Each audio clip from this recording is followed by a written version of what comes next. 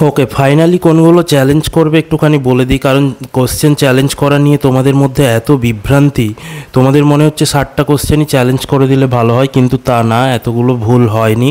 অযথা চ্যালেঞ্জ করে নিজেদের টাকা পয়সা নষ্ট করো না। তোমরা রেফারেন্স দিচ্ছ কোনো একটা বিএডের স্ক্যানার থেকে, এইচএসের বই থেকে, এইগুলো রেফারেন্স হিসেবে টিকবে না।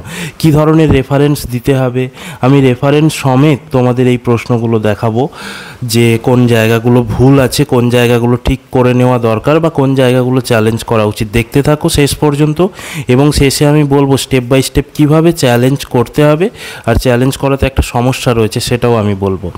তো শুরু করি। প্রথম প্রশ্ন এপিসোডিক মেমোরি নিয়ে যেটা ছিল, বা পর্বভিত্তিক স্মৃতি হলো। এখানে অ্যান্সার কিন্তু দুটোই হবে। এসএসসি অ্যান্সার নিয়েছে option B, memory of an incident or a period.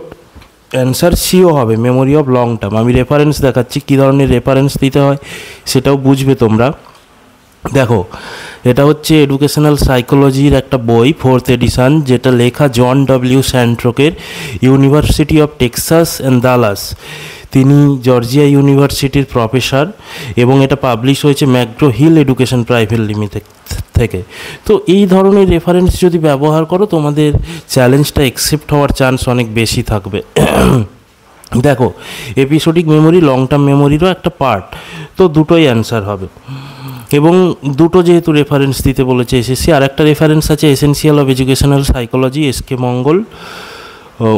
এটা পিএইচআই পাবলিকেশন থেকে পাবলিশ হয়েছে, এটাও একটা রেফারেন্স আছে। তো এখানেও আমি হাইলাইট করে দিয়েছি, episodic memory is that type of permanent memory. পরের প্রশ্ন, everything is provisional nothing ultimate, এই চিন্তাধারাকে ভিত্তি করে পাঠ্যক্রম হওয়া উচিত। এটার অ্যান্সারও দুটো হবে। এসএসসি নিয়েছে ইনডেফিনাইট, এটা ভুল না, এটাও ঠিক হবে। তার সাথে সাথে অ্যাক্টিভিটি বেসড, এটাও ঠিক হবে। তো দুটো অ্যান্সার নেওয়া উচিত। এখানে রেফারেন্স হিসেবে রয়েছে comprehensive study of education, Samuel রবির বই, পিএইচআই পাবলিকেশনের। এবং সঙ্গে এখানে আমি হাইলাইট করে দিয়েছি বিষয়গুলো। তার সাথে সুশীল রায়ের বাংলা বই রয়েছে, শিক্ষাতত্ত্ব ও শিক্ষা দর্শন। সুশীল রায়ের বইটা খারাপ না, সুশীল রায়ের বই ওয়েল রিকগনাইজড এবং ভালো পাবলিকেশন থেকে বই, সবাই জানে, তো সেটাও দিতে পারো। আচ্ছা, পরের প্রশ্ন আছে কোনটি পাঠ্যক্রমের মডেল নয়। এসএসসি অ্যান্সার দিয়েছে আশুবেল মডেল, তার সাথে ওয়াকারও মডেল হবে, কারণ ওয়াকারের স্পেলিং মিস্টেক আছে এখানে, এই ওয়াকারের কোনো মডেল নেই। তো ওয়াকার যারা করেছো তারাও চ্যালেঞ্জ করবে, দুটোই অ্যান্সার হবে। এখানে দেখো, রেফারেন্স হিসেবে ওয়াকারের অরিজিনাল রিসার্চ ডকুমেন্টস দেওয়া আছে স্ট্যানফোর্ড ইউনিভার্সিটির। এই দেখো, ডেকার এফ ওয়াকার, এই ওয়াকারের স্পেলিং হচ্ছে WALKER। স্ট্যানফোর্ড ইউনিভার্সিটিতে উনি এই গবেষণা করেছিলেন, সেই রিসার্চ পেপার দেওয়া আছে। তো এই রকম ধরনের যদি তোমরা রেফারেন্স দাও, তাহলে কিন্তু বাধ্য হবেন এক্সপার্টরা এটা নিয়ে ভাবতে। এসেনশিয়াল, আর একটা রেফারেন্স যেহেতু দুটো, সেটা দেওয়া আছে essential of educational technology, SK Mangal এবং উমা মঙ্গলের লেখা, পিএইচআই পাবলিকেশন থেকে। এখানেও আমি হাইলাইট করে দিয়েছি যে অ্যাডভান্স অর্গানাইজার মডেলও ঠিক, তার সাথে ওয়াকার মডেলও ঠিক হবে। আচ্ছা, মাধ্যমিক শিক্ষা কমিশন দ্বারা প্রস্তাবিত সাধারণ শিক্ষার বিদ্যালয়ের সময়কাল, এটাতে কিন্তু সমস্ত উত্তরগুলো ভুল বলে আমার মনে হয়েছে। যদিও 12 বছর প্রথমে মুদালিয়ার কমিশন বলেছিলেন, কিন্তু পরে সেটা 11 বলেন কিছু অসুবিধা থাকার কারণে। তাই আমার মনে হয় এই প্রশ্নটা ড্রপ করার জন্য চ্যালেঞ্জ করা উচিত, যাতে প্রত্যেকেই নাম্বার পাও। যে যা অ্যান্সার করে থাকো না কেন, নাম্বার পাওয়া উচিত প্রত্যেকের। এখানে রেফারেন্স হিসেবে দেওয়া হয়েছে milestone in modern Indian education, doctor Bishwaranjan পুরকাইতের। সরি, আমার একটু ঠান্ডা লেগেছে, কদিন ধরে শরীর খারাপ, তাই দেরিও হলো এই ভিডিওটা নিয়ে আসতে এবং তোমাদের ম্যাটেরিয়ালগুলো দিতে। তো একটু অ্যাডজাস্ট করে নিও, ভয়েসটা ওঠানামা করবে বা কখনো ধরে যাবে। আচ্ছা, তো এখানে আমি হাইলাইট করে দিয়েছি 11 বছরের শিক্ষা, আর 11 বছর অপশানই নেই। সাথে আধুনিক ভারতের শিক্ষাধারা, অ্যাকচুয়ালি এটা আরেকটু ভালো রেফারেন্স দিলে ভালো হতো। আধুনিক ভারতের শিক্ষার ধারা একটা রেফারেন্স দিয়েছি বিআর পুরকাইত থেকে, অসুবিধা নেই, এটাও আরেকটু বেটার রেফারেন্স পেলে ভালো হতো। আমি চেষ্টা করছি, আপাতত এইটা দেওয়া আছে রীতা পাবলিকেশনের একটা বুক, কিন্তু এইগুলো যত কম দেবে তত ভালো। আচ্ছা, আর একটা প্রশ্ন, যার পরিপ্রেক্ষিতে পুনঃশক্তি বৃদ্ধি না করা হলে স্বতঃস্ফূর্ত পুনরুদ্ধারের শক্তি দুর্বলতর হবে, তা হলো। এটা বাংলাটা দেখলে অননুবর্তিত উদ্দীপক বা আনকন্ডিশন স্টিমুলাস হয়, কিন্তু কোশ্চেনের উপরে লেখা ছিল ভাষাগত সমস্যা থাকলে ইংরেজি প্রশ্নটাই দেখা হবে। এখানে ইংরেজিটা দেখলে কিন্তু কন্ডিশন স্টিমুলাস অ্যান্সার হচ্ছে। এখানে দুটো রেফারেন্স দেওয়া আছে, advance educational psychology second edition SK Mangal PHI learning publication, এটা একটা রেফারেন্স দেওয়া আছে। এখানে হাইলাইট করে দেওয়া আছে বিষয়গুলো, পড়লে বুঝতে পারবেন এক্সপার্টরা কি বলতে চাওয়া হচ্ছে। এবং সাথে educational psychology John W Santrock university of Texas and Dallas McGraw Hill education পাবলিকেশনের এখানেও হাইলাইট করে দেওয়া রয়েছে যে প্রসেসটা কি। আচ্ছা, পরের প্রশ্ন, ভারতবর্ষের সর্বজনীন প্রাথমিক শিক্ষা অর্জনের জন্য অতি শক্তিশালী বাধা যার সঙ্গে সম্পর্কিত তা হলো।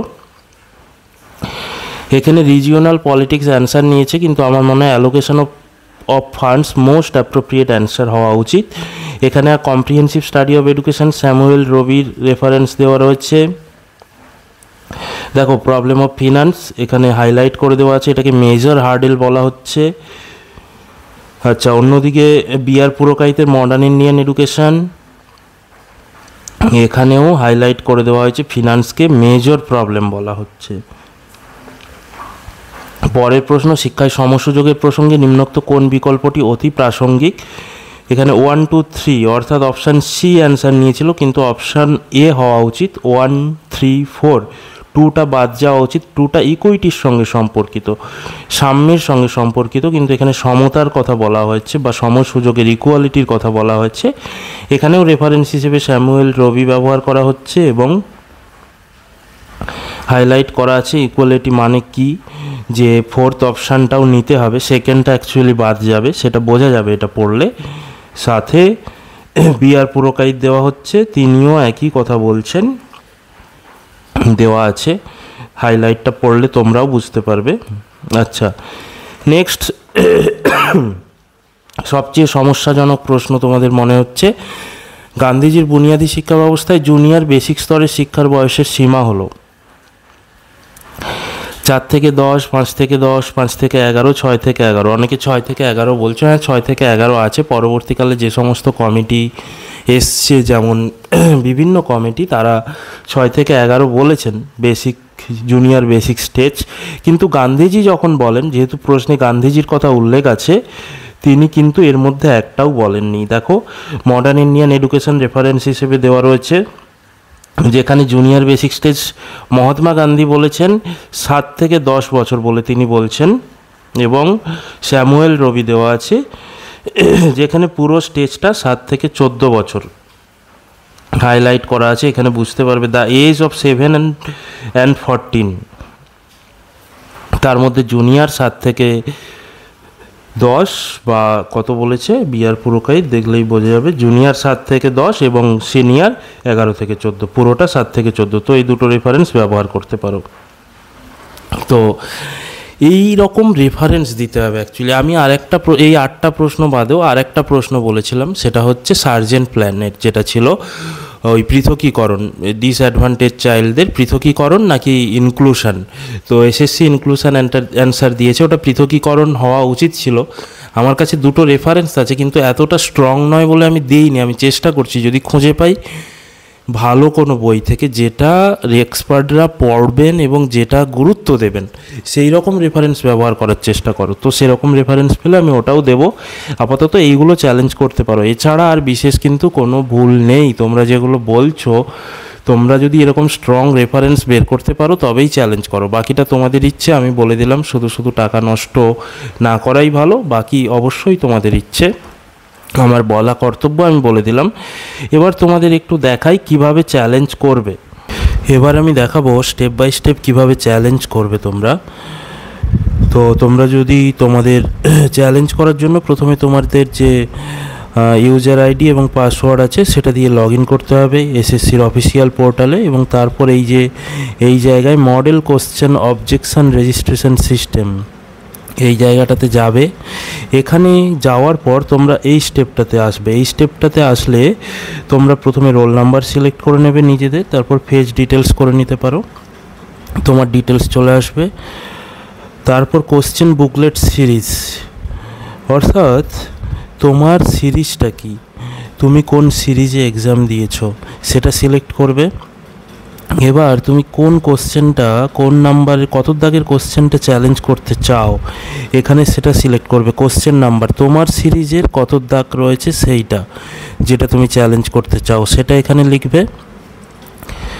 তারপর WBSSC uploaded model answer, SSC কোন অ্যান্সারটা দিয়েছে ওই কোশ্চেনের সেটা এখানে দেবে। এবার suggested answer by the candidate, এবার এই জায়গায় তুমি কোন অ্যান্সারটা সাজেস্ট করছো সেটা হবে। এখানে যেই ক্লিক করবে দেখবে তোমার কাছে এই এতগুলো অপশান আসবে, ABCD চারটে অপশান তো থাকছেই, তার সাথে থাকবে no answer is correct, more than one answer is correct, question is wrong or out of syllabus. তুমি যদি মনে করো A হবে তাহলে A দেবে, B যদি মনে করো B হবে, অর্থাৎ যে অপশানটা মনে করবে সেই অপশানটা এখানে দেবে। তুমি যদি মনে করো নো অ্যান্সার ইজ কারেক্ট, যেমন আমি দুটো কোশ্চেন বললাম যেখানে নো অ্যান্সার ইজ কারেক্ট, তাহলে সেই দুটোর ক্ষেত্রে এটা সিলেক্ট করবে। যেখানে আমি দুটো অ্যান্সার কারেক্ট হবে বললাম সেখানে মোর than one answer is correct. আর আমার মতে এটা আমাদের লাগবে না, আউট অফ দ্য সিলেবাস, আমাদের কোনো কোশ্চেন এরকম নেই বলেই আমার মনে হয়েছে। এবার তোমরা তারপরে যদি আবার কোনো কোশ্চেন, মানে এখানে একটা দিলে এরপরে অ্যাড মোর কোশ্চেন করবে, আরও একটা অ্যাড করার জন্য কোশ্চেন অবজেকশন 2, অবজেকশন 3, এইভাবে অ্যাড মোর কোশ্চেন করতে থাকলে তুমি যতগুলো কোশ্চেন করতে চাও সেম প্রসিডিওরে তুমি চ্যালেঞ্জ করতে পারবে। তারপর তোমার ধরো 8টা কোশ্চেন চ্যালেঞ্জ করবে, আমি যে 8টা বললাম, 8টা অ্যাড মোর কোশ্চেন করে 8টা কোশ্চেন সিলেক্ট করলে, এসএসসি কোনটা অ্যান্সার দিয়েছে সিলেক্ট করলে, তুমি কি বলছো তোমার সাজেশন কি সেটা সিলেক্ট করলে, এবার সাবমিট অবজেকশন করে দেবে। সাবমিট অবজেকশন যেই করবে তখন দেখবে তোমাকে এরকম একটা PDF আপলোডের জায়গা দেওয়া হবে, ব্রাউজ ফাইলস করবে এবং PDF আপলোড করে দেবে। কিন্তু সমস্যা একটাই, এখানে দেখো ম্যাক্সিমাম ফাইল সাইজ 250 KB, 250 KBর মধ্যে তোমাকে আপলোড করতে হবে। এইটা এসএসসি একটা কি বলবো বাজে জিনিস করেছে, 250 KBর মধ্যে কিন্তু আপলোড করা যাবে না এতগুলো কোশ্চেনের PDF, বা তুমি যদি একটা কোশ্চেনেরও করো তো PDFটা ছবি তুলে যখন আমরা PDF করি অনেক বেশি হয়ে যায়, আমরা যদি 250 KBতে সেটাকে কম্প্রেস করি তাহলে লেখাগুলো আর পড়া যাবে না। যদিও আমি শুনলাম কেউ যোগাযোগ করেছেন, এসএসসি বলেছে আজকে নাকি তারা এই সাইজটা বাড়িয়ে দেবে, সেই জন্য সন্ধে পর্যন্ত ওয়েট করো, যদি বাড়িয়ে দেয় তাহলে তো তোমরা এইভাবে চ্যালেঞ্জ করে দেবে। কিন্তু এটা আমি শুনেছি, আমি ভেরিফাই করিনি, আমি 100% শিওর না। সন্ধে পর্যন্ত ওয়েট করা যেতেই পারে, দেখা যেতে পারে যদি বাড়িয়ে দেয় খুব ভালো, তাহলে আমরা এভাবে চ্যালেঞ্জ করতে পারি। আর যদি না বাড়ায় সেক্ষেত্রে আমার মনে হয় প্রত্যেকটা কোশ্চেনের যে আমি রেফারেন্স দিয়েছি সেখান থেকে বইয়ের নাম কি, কোন পাবলিকেশন, অথারের নাম কি, ISBN নাম্বার কি, জার্নাল হলে ISSN নাম্বার কি, তারপরে কত পাতায় ওই অ্যান্সারটা রয়েছে সেইটা, এবং ওই অ্যান্সারটা ওই পাতায় যে লাইনটা রয়েছে ওই বইতে সেই লাইনটা একটা ওয়ার্ড ফাইলে এগুলো সব লিখে দিয়ে একটা পেজের মধ্যে বা দুটো পেজের মধ্যে পুরো জিনিসটাকে করতে হবে। সেটা আমি করে আমি পাঠিয়ে দেব, দেখি আগে কি করে এসএসসি, যদি সাইজ বাড়ায় তো মিটে গেল। এইটুকুই বলার ছিল, আমি বললাম আমার অভিমত, আমার যা মনে হয়েছে, বাকি তোমাদের ইচ্ছে, তোমরা অনেক বেশি বোঝো, অনেক বেশি জানো, তোমাদের কাছে অনেক রিসোর্স রয়েছে, your choice. Thank you so much, best of luck, সবার ভালো হোক।